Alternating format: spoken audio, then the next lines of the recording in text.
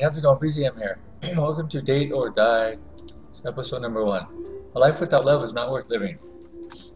It's a sweet sentiment. It's saying that fits nicely over a compressed stock photo of a rose that your grandmother might email you. But it can be taken further. If you don't have love in your life, you shouldn't even be alive. Love is the most powerful force on earth. People spend their entire lives trying to find their soulmate, desperately seeking someone who can make them feel whole. With the right person by your side, you can be better than you ever could be alone. You don't have to feel weak or scared or lonely ever again. Most people would say in a heartbeat that they'd do anything to find a love like that. But honestly, would you? Would you do anything? If you're not willing to die for it, it must not be that important to you, right? How far would you go for true love? And that, oh hey, that's our dating show. I'm your host, and I'd like to invite you to watch along as I put the determination, the passion, the hearts of these 6 contestants to the test. One special winner will have a chance to meet their soulmate. The rest will die. Damn. I'll prove to you that anyone can find true love if they want it bad enough. So, that's the pitch. What do you think? Still not convinced? How about a sneak preview just for you? Sure, alright. Why don't you choose between me and, well, how about you? Mesmer. Oh, me? Yeah, my scene's all ready to go. But, how is this even a choice? He's literally trying to kill us. Ah, but aren't I? Tantalizingly problematic? What does that even mean? Quick, this is too long. You might be hearing this for the 4th time if they're trying to see all the scene variations. Go ahead and pick one. Mesmer, the heroine's long-lost childhood friend, or me, the actual literal villain. The whole scene is kind of violent, just so you know. Mine's sweet and cute. Just like you. Oh, well, I guess we'll go Mesmer for now then. I'll try the host next time. Everyone's a target. Raoul will compare with 5 strangers and completely unknowingly pick someone to kill. Whoever killer selects a target first wins the round. This can't be happening, but it is. I should be following everyone else's lead, locking myself up in a room and waiting for someone to try and kill me. But I need a freaking drink. Dang. Yeah, that's way more sensible. Unsurprisingly, I don't run into anyone on my way to the lounge, but when I peek in, I see a familiar shock of green hair. Oh, hi. The man smiles at me from behind the bar in the middle of upending a bottle of whiskey and soup. What seems to be a mug with the picture of the host's face on it. He looks a little embarrassed at having been caught. No, it's definitely been that kind of day. Yeah, well, my mug's at home. I had better pictures on them, so don't judge me. It feels weird to smile in a situation like this, but I can't help it. Even back when we were kids, there was something, this sounds so cliche, but something special about Mesmer.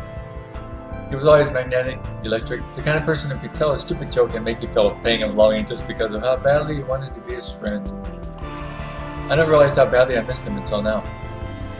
So like, this entire situation is the most effed up thing ever. It's still kind of good to see you again. Is that completely freakish of me to say? No, it's, I mean, obviously I wish we weren't here, but it's nice to have a familiar face.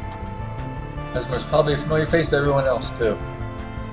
TV specials, sold out tours, modeling on the side. I didn't think an illusionist could reach celebrity status the way he did.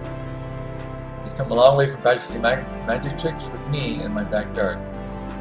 Hey, want a whiskey mug? Christ, yes. Atta girl. We're here to go. Huh? I mean, I totally understand if you don't want to be alone with anyone right now. But it would be, I don't know, I'd like to catch up a little. If you want. He's right. Being alone with someone else isn't the smartest call.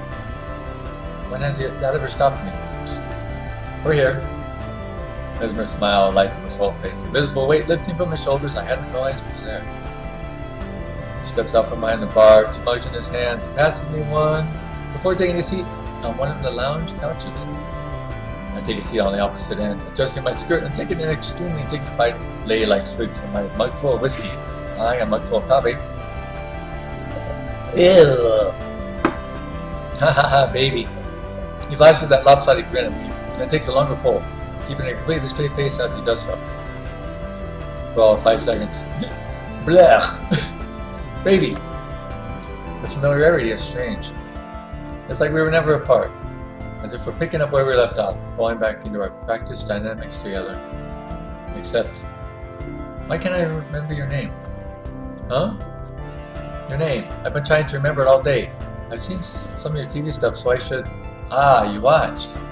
So I should know it. But when I try and bring it up, it's like there's a fog in my head. It's the same for you, too.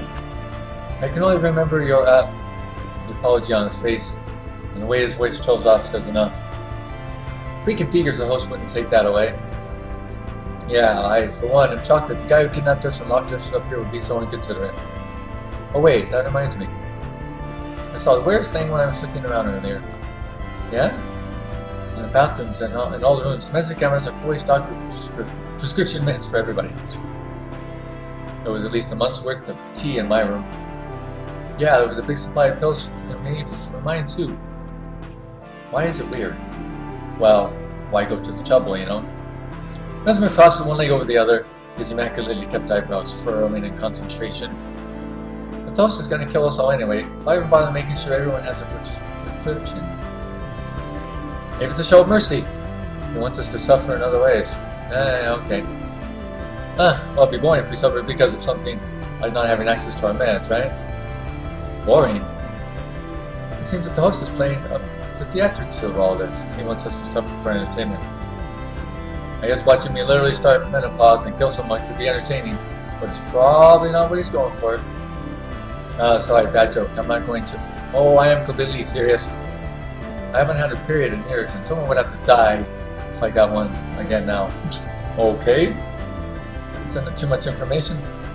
It's fair. I think you're totally right, though. I'm trying to prove a point, not be kind. Exactly. He's still a monster. I'm not going to give someone him like the benefit of the doubt. Meaning bare minimum standards of decency doesn't mean, except he's not even meeting bare minimum standards anyway, because he's freaking kidnapped us. I have to admit, I'm a little surprised to hear you say it. Why? Don't get me wrong, I'm glad you're being smart, but remember how we met? I assume we both tried to forget. I called you the most awful name, and you just asked me if I was okay. I was such a mean little crap shit. Oh, and you still wanted to be nice to me? Sure, but you're gonna lock me up and try to get me to kill someone. Like, I think there's a definite line between one repressed kid calling another repressed kid a queer and, you know, murder. Of course, I don't know, you've changed a lot. Oh, that's the biggest change? Was I supposed to know something else? Did you get a new haircut? I can't help but laugh. It feels good to talk to him again, even after so long apart. Seriously, I'm glad to see you. He looks at me, his face soft and gentle, an expression of shy warmth and unsure openness.